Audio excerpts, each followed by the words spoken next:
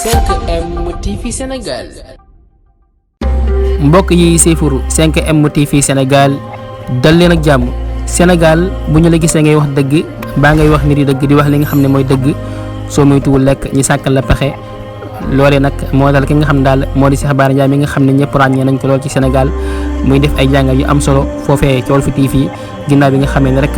ni ki tey ji rek ñi gis ay audio yu génn nekk ñuy wax daal audio yooyee nag moo cay wax di ci attaqué ki nga xam daal moo di Serigne Ousmane Sonko moom mi nag di Cheikh Bara Ndiaye nag nekk ku ñu ràññee ci Sénégal di def ay waxtaan yoo xam ne yu am solo la ba nit yëpp bëgg ko am si ñenn si ñoo xam ne nag génn ay audio di wax ne rek audio yi nag moom mii nag moo ko def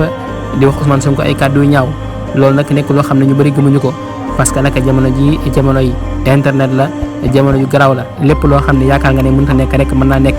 ndaxte kat jamono ji jamono ju garaaw la mën nañoo jël say wax sensi ko ba nga xam ne daal day niroog say wax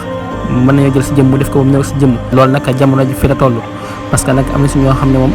dañuy bañ dëgg dañoo bañ kuy wax dëgg buñ ko leen di wax dëgg ñoom suñu gisee ngay wax dëgg lu leen arrangé wul dina la sàkkal pexe ngir nit di bàyyi laa diglu loolu nag lañ bëgg a def ki nga xam daal moo di Cheikh Bara Ndiaye waaye nag ñi nga xam ne ñoo di Sénégal yi moom dañoo yewwu instant bi Sénégal yi yewwu nañ kenn mënu leen a nax instant bi jamono ji ndax ki nga xam daal moo di Serigne Ousmane Sonko moom nag dañ koy yàq jot lool voilà kon ba kiy jox leen dig daje beneen incha allah ci 5M TV Sénégal jaa ngeen jëf ci ànd beeg 5M TV Sénégal ngeen wéy di abonné di partager vidéo yi jaa ngeen jëf ci topp gi ak safa gi ak nama gi jaa ngeen jëf 5M TV Sénégal.